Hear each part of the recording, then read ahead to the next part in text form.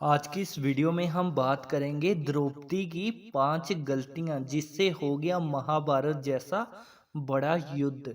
महाभारत में द्रौपदी एक अहम किरदार है। द्रौपदी के जीवन और चरित्र को समझना बहुत ही कठिन है। उन्हें तो सिर्फ कृष्ण जी ही समझ सकते थे। द्रौपदी श्री कृष्ण की मित्र थी। मित्र ही मित्र को समझ सकता है।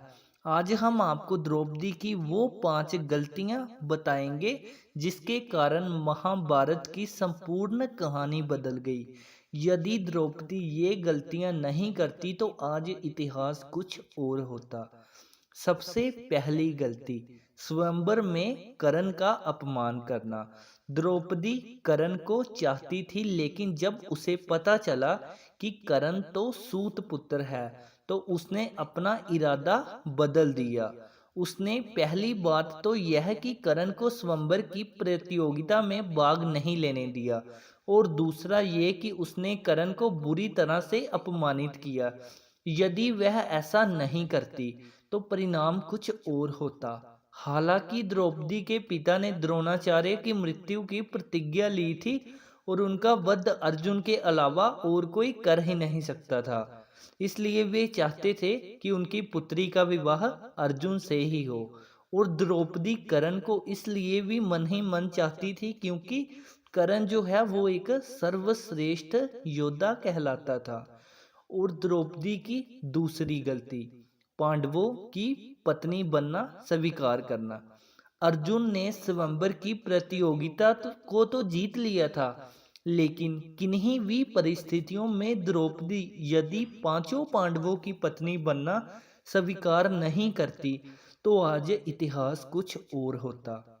द्रौपदी कुंती के कहने या स्वयंवर के बाद युधिष्ठिर और वेद व्यास जी के कहने पर पांचों पांडवों से विवाह करना स्वीकार कर लिया था। अगर ऐसा नहीं करती तो शायद इतिहास कुछ और होता। तीसरी गलती, दुर्योधन का अपमान। द्रौपदी ने ही इंद्रप्रस्थ में युधिष्ठिर के राज्याभिषेक के समय दुर्योधन को कहा था, अंधे का पुत्र भी अंधा। बस यही बात दुर्योधन के दिल में तीर की तरह धस गई थी। यही कारण था कि गुदकीरा में उनसे शकुनी के साथ मिलकर पांडवों को द्रौपदी को दांव पर लगाने के लिए राजी कर लिया था। जुए के इस खेल ने ही महाभारत के युद्ध की भूमिका लिख दी थी। यहाँ द्रौपदी का चीरहरण हुआ था। द्रौपदी की चौथी गलती, युद्ध के लिए प्रेरित करना। अपनी चीरहरण के बाद द्रौपदी ने पांडवों से कहा कि यदि तुम दुर्योधन और उनके भाइयों से मेरे अपमान का बदला नहीं लेते हो तो धिक्कार है तुम पे। द्रौपदी ने पांडवों से कहा कि मेरे केश अब तब तक खुले रहेंगे जब तक कि दुर्योधन के खून से इन्हें धो नहीं लेती। उस समय द्रौपदी ने ऋतु स्नान नहीं था। ऐसे में भीम ने कसम खाई कि मैं दुर्योधन को गदा से तोड़ दूंगा और दुशासन की छाती को चीरकर उसका रक्तपान करूंगा। चीरहरण के दौरान कर्ण ने द्रौपदी को बचाने की जगह कहा, जो स्त्री 5 पतियों के साथ रह सकती है उसका क्या समान। यह बात द्रौपदी को ठेस पहुंचा गई और वह हर समय अर्जुन को कर्ण से युद्ध करने के लिए उकसाती रहती थी। और द्रौपदी की बात करते हैं, द्रौपदी की पांचवी और सबसे आखिरी गलती, यदरथ की बुरी नजर।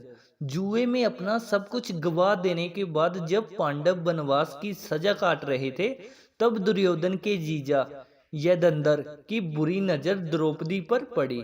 उसने द्रौपदी के साथ जबरदस्ती की और उसे रथ पर ले जाने का दुस्साहस भी किया, लेकिन ऐन वक्त पर पांडव आ गए और उसे बचा लिया। पांडव वहीं पर जेदंदर का वध करना चाहते थे, लेकिन द्रौपदी ने पांडवों को ऐसा करने से तो रोक दिया, जो कि उसकी बड़ी गलती थी। द्रौपदी ने यदंदर के सिर के बाल मुड़वाकर 5 चोटियां रखने की सजा दी और सभी जनता के सामने उसका घोर अपमान करवाया। जयदंदर किसी को अपना चेहरा दिखाने के लायक नहीं रहा और हर पल अपमान सहता रहा। इस अपमान का बदला यमदंडर ने चक्रव्यूह में फंसे अर्जुन के पुत्र अभिमन्यु को मौत के घाट उतार कर लिया। तो ये थे द्रौपदी की महाभारत को रचने में खास भूमिका। हालांकि द्रौपदी का उपरोक्त के अलावा और भी बहुत कुछ योगदान रहा है। इनमें से ऐसे कई कार्य हैं जिसके लिए उनकी प्रशंसा की जानी चाहिए। तो क्या लगता है आपको कि अगर ये 5 गलतियां द्रौपदी नहीं होती तो महाभारत जैसा घमासान युद्ध होता या नहीं? अपने विचार कमेंट में ज़रूर बताइएगा। आशा करते हैं आपको वीडियो पसंद आई होगी। धन्यवाद।